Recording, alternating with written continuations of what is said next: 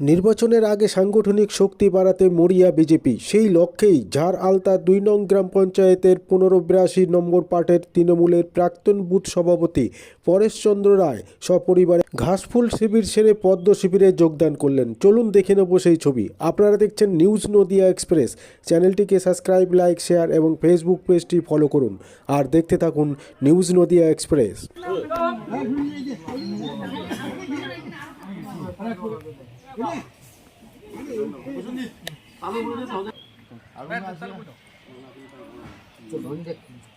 भारत माता के जय, भारत माता के जय। যাই হোক, আরান্তা ২ নং অন্তর্গত ১৫৮২ নং বুথে আজকে তৃণমূল কংগ্রেসকে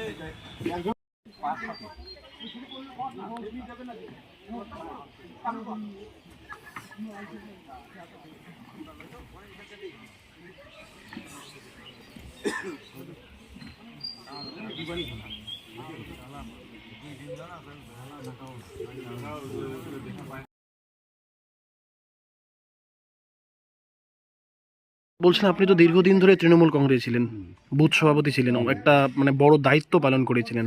আজ আচমকা বিজেপিতে যোগদান করলেন।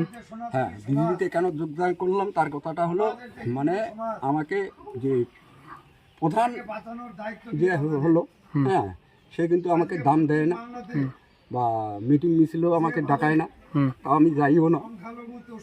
এই জন্যে দলটা বদল করলাম। আচ্ছা, আপনাকে কাজ করতে দেওয়া হচ্ছিল না? না, কোনো কাজ করতে হচ্ছে না।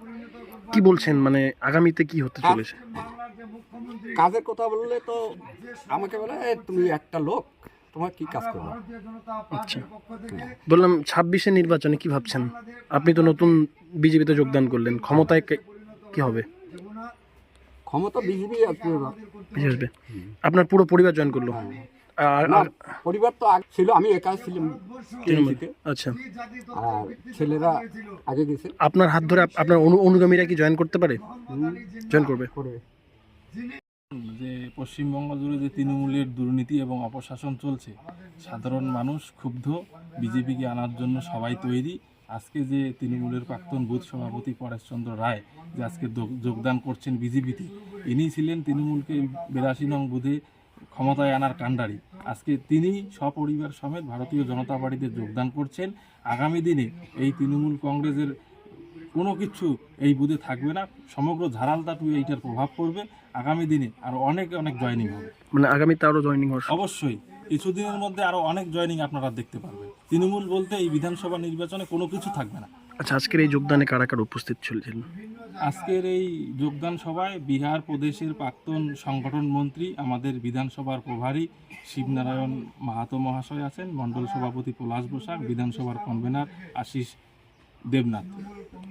আপনার নাম পরিচয়? আমার নাম প্রসেনজিৎ সরকার, ধূপগুড়ি পশ্চিম মণ্ডলের সহসভাপতি।